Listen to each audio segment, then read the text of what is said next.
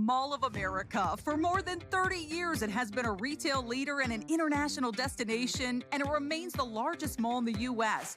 Not to mention, it welcomes millions of guests from around the world. It's huge, but it's also so much more. In this podcast, you're going to hear the real stories of how it started and why it continues to thrive. You'll hear about challenges we faced along the way and what you can learn from them. We will feature guests and experts from all walks of life and business, and along the way, you'll laugh, learn, and maybe even change the way you look at things. So if you're a fan of the mall, a brand new visitor, an entrepreneur, or a dreamer, prepare to dive deep into so much more. This podcast is presented by the Bloomington Convention and Visitors Bureau. Well, hello, Mall of America fans. I am Jill Renslow, and I am joined by my co-host, Chris Gropp, for our episode of So Much More. And we have an exciting show for you today. We are joined by the one, the only Chris Hawkey and Cory Cove, who co-host the morning show on the Power Trip KFAN 100.3 here in the Minneapolis-St. Paul market. And let me tell you, it not only is the best in this market, but it is one of the best in the country. And I am a true fan of the show. I listen almost every morning. And what I love most is just the chemistry that the team has on the Power Trip show, and the fact that you make me laugh and smile. And who doesn't want to start their day with a smile every day? But we're going to learn from these guys about their background and how they got started in radio. So let's kick this off. And Chris and Cory, welcome. Thank you very much for having us. Have you guys on the podcast. And Chris, kick us off and explain to us. You've been with KFAN for over 20 years now. Yeah. And so why radio? How did you get started? I started in radio because I've been a singer my whole life as well. And I wanted to not have to work while I pursued my rock and roll dreams. And so I went to a broadcasting school in Dayton, Ohio. I graduated from high school in '89, went to a broadcasting school, got an internship at the Big Wazoo, Dayton's dangerous rock and roll station. My favorite radio station was a hair band station. I loved it. And I just realized that, well, first of all, my whole life, my dad and I listened to talk radio. I've loved radio my whole life, but I realized how great it could be to be involved in this business, to bring music to people, to bring, as you were saying, smiles and joy to people and communicate with people. I'm an extroverted introvert, so I love talking to people, but I like having some space between myself and them too. So radio is kind of perfect. It's been a dream job, and getting to KFAN a little more than 25 years ago and starting the Power Trip 24 years ago. I feel like the luckiest guy ever. That's fantastic. Yeah. And Cory, we have something in common. We both started our jobs as interns and never left. So tell us about that. You started and you're still there. Yeah, sounds like you made it a little bit further than I did, though. You're doing a little bit better than me. I've got a couple years on you, so I think we're good. No, so mine, we've made fun of this over the years on the Power Trip, but I was at the University of Minnesota, and my college girlfriend was going to Australia for 5 months, so I was trying to find something to do while she was gone. Chris is already smiling. So I'm like, I loved PA in Dubai. I was falling in love with the station. So I'm like, maybe I'll just try interning while she's gone.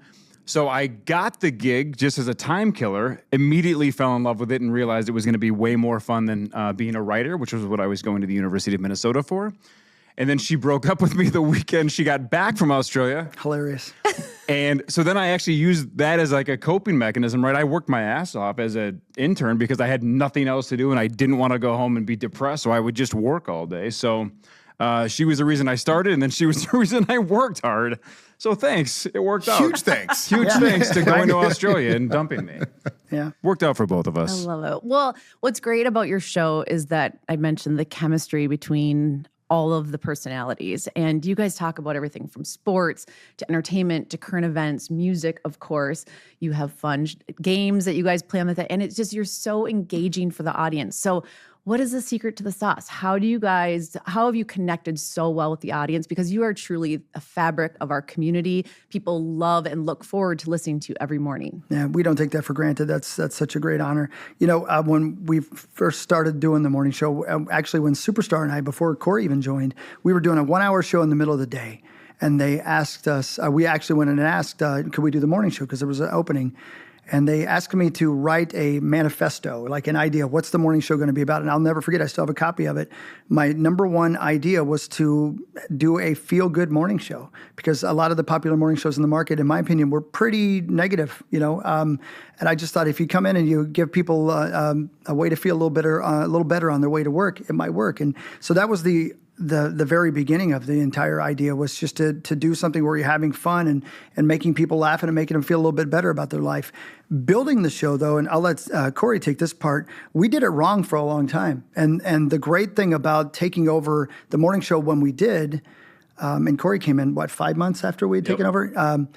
The expectations were so low that we were allowed to fail for a very long time. And that is a major important part of the success of this show is we learned what not to do before we learned what to do.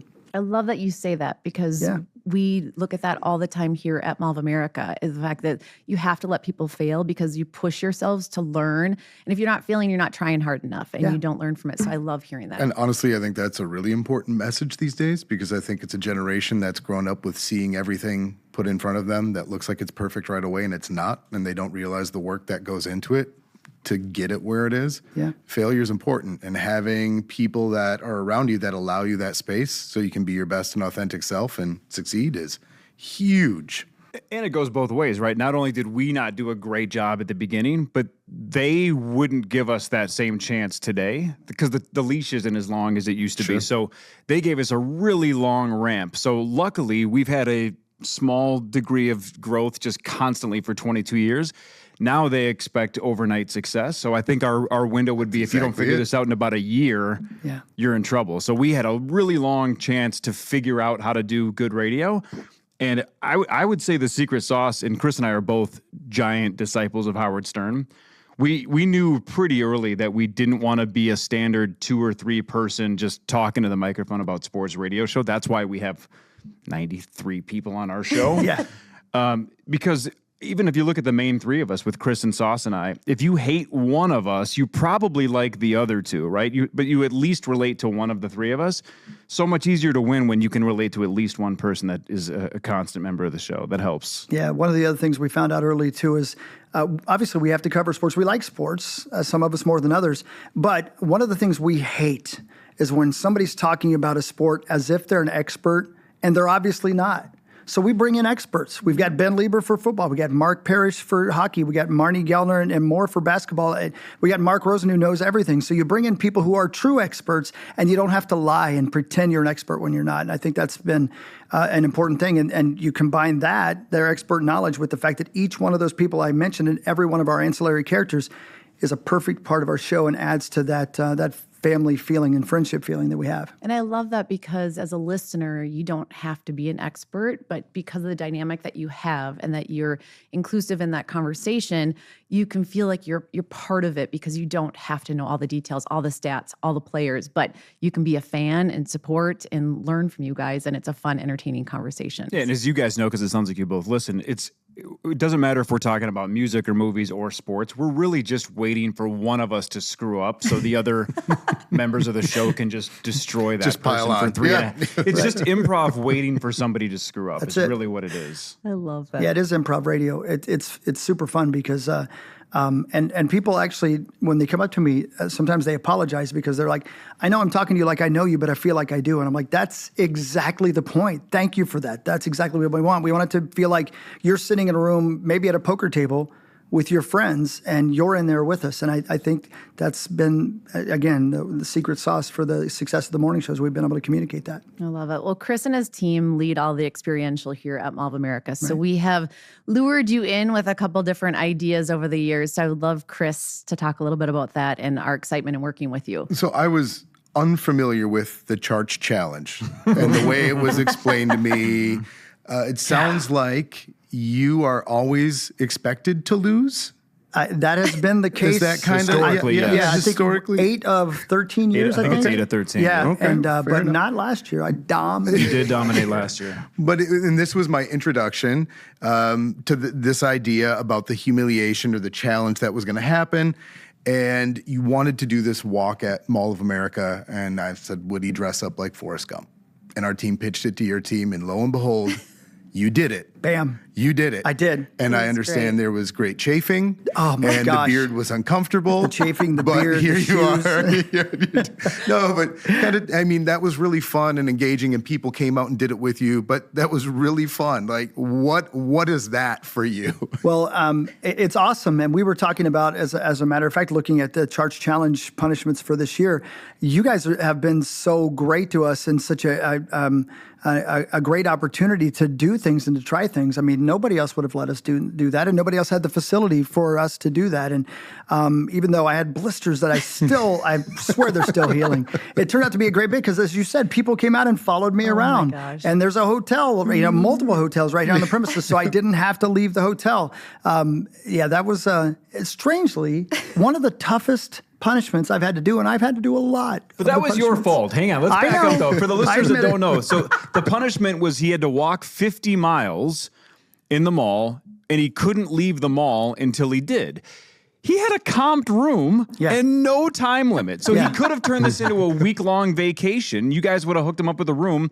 He could have walked 6, 7, 8 miles a day and taken his time. But he did it in about 2.5 days with new shoes. Yeah, that was the problem. So destroyed his feet and was in a rush to get out of here. I'm like, I would have spent the week away from my wife and kids and enjoyed the free room and been watching The Office in my room. I have this issue. I have to get things done. I have to get them done now. I can't help it. But we did talk about that. We don't necessarily like the idea of the loser has to come to the mall and you're trying to get out of here as fast as you can.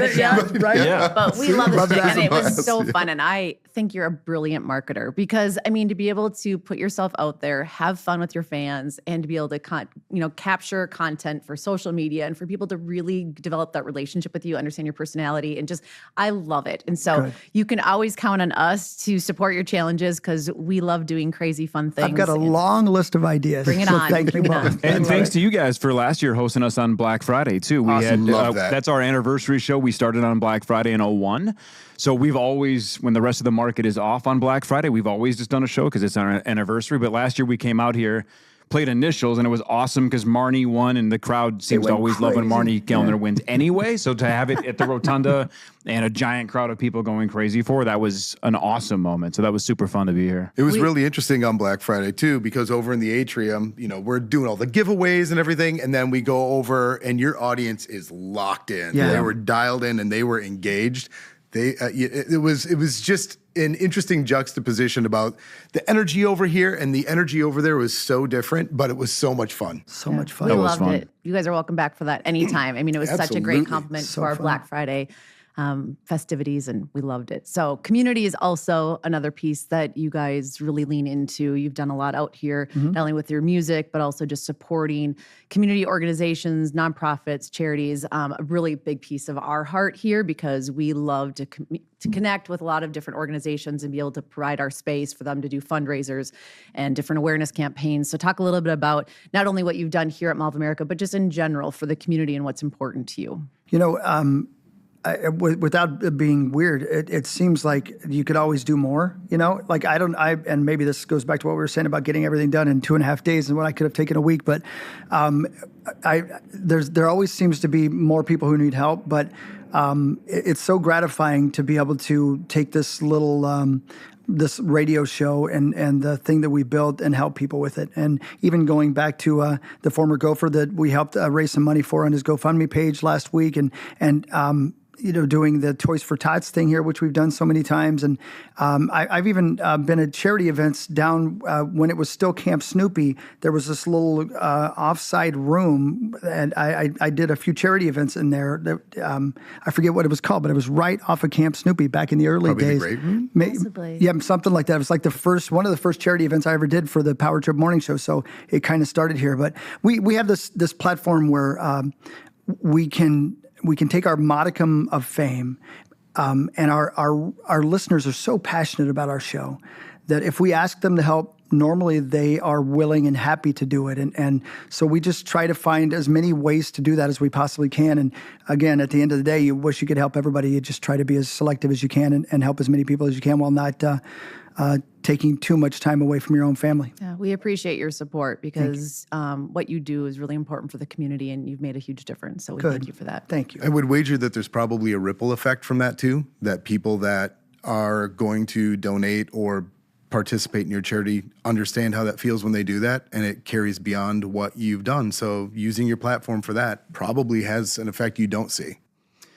Yeah, and we probably have to, just from a karma standpoint, for all the sophomoric nonsense we spit out 5:30 to 9. So it's like, if we don't do charity work, we're probably pretty terrible people.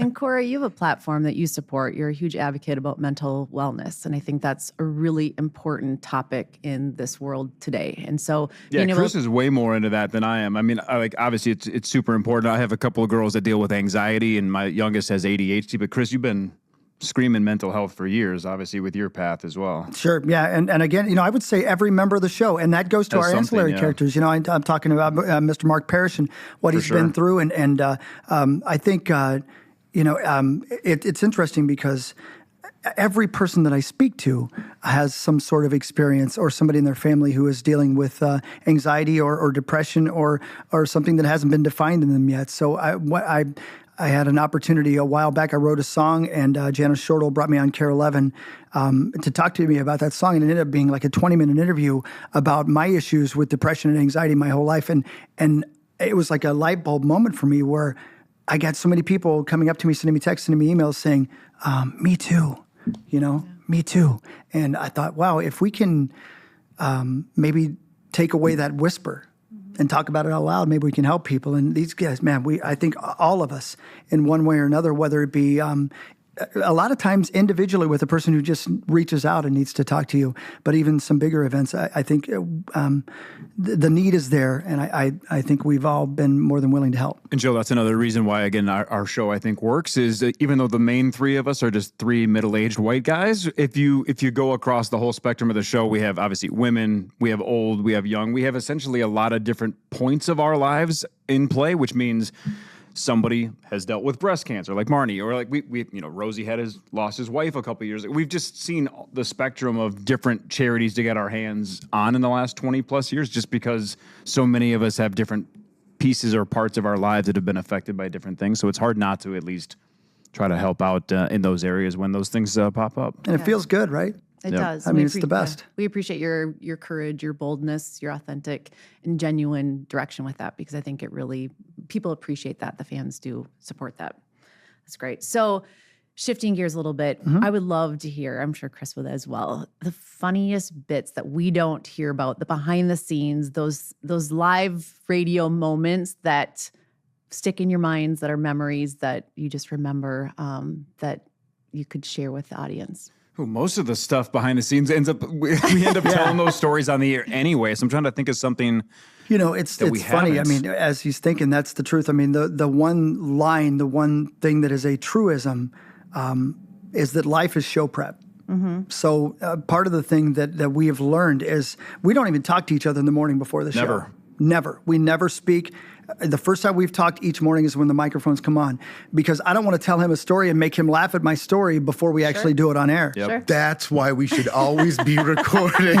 We always say that we're like, as soon as we walk in the room, run the camera, because those first introductory conversations are sometimes the best starters for the podcast. So but we learned that lesson the hard way, though. When we when we worked in Bloomington, when the show first started, we used to do that. Star and Hawk and I would sit in the bullpen area at the time Clear Channel, and for an hour and a half or something, just rip jokes and all of our best sports takes. And then by the time the show started, we had to fake laugh because we'd already heard the joke. It's like, well, now we're acting, and we're all terrible actors. So it's just let's just prep separately and then just see what happens. So sometimes it's like we have no idea where the show is supposed to start because we haven't discussed, well, what are we talking about first? We just see what happens. And sometimes the first segment sputters because we have no bearings. And other times we come out of the gate and we have something immediately, and it's organic, and then it's genuine, and it's 10 times better that way. Yeah, it always makes it to air. Sometimes it has to be cleaned up, but it always makes it to air. Even the Charch Challenge stuff like that we talk about. We have our own Power Trip chat, a text chain that we're all on, every single one of us, and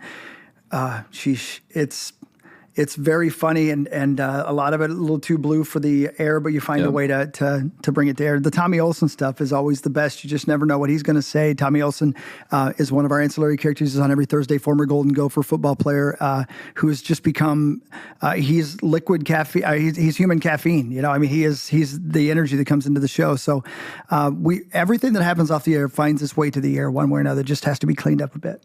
So what are some of the new exciting projects that are on the horizon for both of you, whether it's for the show or individually? I mean, Chris, you've got your music career. Mm-hmm.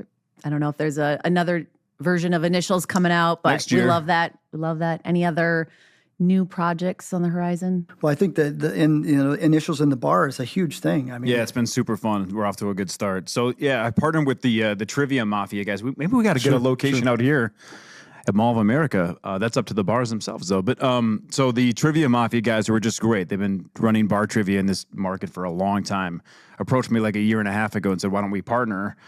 And I said, go for it. And they have done an awesome job. And it just started about a month ago, but there's like 20 bars that have already signed up, and they want like 80 more. So it's great. It's a chance for everybody to go and play on your phone. So it's kind of anonymous. If you're terrible at the game, nobody makes fun of you for your bad answers because you can just sit at the bar by yourself and type it in. So it's been great. So yeah, that's been kind of my new favorite passion, to kind of get that blown up as big as possible. And that game, you know, I mean, that game is his invention, completely out of the air, and he's done all the hard work for it. That really changed everything for us. We were succeeding at that point. We were switching to FM. You know, we were growing and growing and growing. But that game caught fire and gave people an opportunity to come check us out who would probably say, I don't listen to a sports station. We don't talk much sports. You give us a chance, you're going to like us. And the Initials game got people to listen who would have given us a chance. They got to know us and realized we weren't just sportos, and they stuck around. And I think that is the biggest octane boost the show ever got. Specifically women, right? We've heard that story 1,000 times over the years, that women just assumed we were a dumb sports show and they wanted nothing to do with it. But then their boyfriend or husband or whatever got us a chance on Friday. They heard Initials, and then they kind of fall in love with the show backwards. And then they, to Chris's point, then they realize, all right, this show's like 40% sports, but the other 60% is pretty funny. So we've kind of hooked them backwards over the last 10 years, but obviously we'll take it. And it helps even if the gal hates the show but can tolerate it now because of Initials, then the dude in the car has a better chance of at least listening the other 4 days. So Friday's kind of been our portal, and it's our job to hook them the other 4. Well, personally, love the game. It's been one of our family favorites, and love tuning in to challenge myself in the car, because then I don't have to be embarrassed amongst friends and family. Are you good? Are you good at it? Once in a while. Not really. Me too. That's exactly me too. I'm good at it once in a while. Well, it's gotten harder over the years because they got so good at it, right? Like the first 50 or 100 games, my clues were terrible, but they were honestly pretty terrible at it as well. But then they got better and better and better. So my writing had to get better. So now there are people that say the game's really tough, but blame them because they got crazy good at the game. Had to make it more of a riddle. It is great. Well, both of you, Cory, Chris, thank you so much for joining us, sharing your stories. And for fans of the mall, if you want to hear more from these gentlemen, tune in weekdays 5:30 to 9 on KFAN 100.3. You can listen to them every morning. Trust me, you will enjoy it if you're not already a huge fan. So tune in next time to Mall of America's podcast. Follow us wherever you find your podcast, and we'll see you next time. Thank you for tuning in to today's episode of So Much More. If you want to hear more, be sure to subscribe to our podcast wherever you find your favorites, including Spotify, Apple, or Google Podcasts. And you can also watch a video cast on YouTube. Go to podcast.mallofamerica.com to leave a review, ask a question, or give us an idea for the show. Until next time, thanks for listening. So Much More is presented by the Bloomington Convention and Visitors Bureau, the official destination marketing organization for the city of Bloomington, Minnesota. Before your next trip to Mall of America, visit bloomingtonmn.org for answers to all your travel questions, deals and packages for hotel stays, and so much more.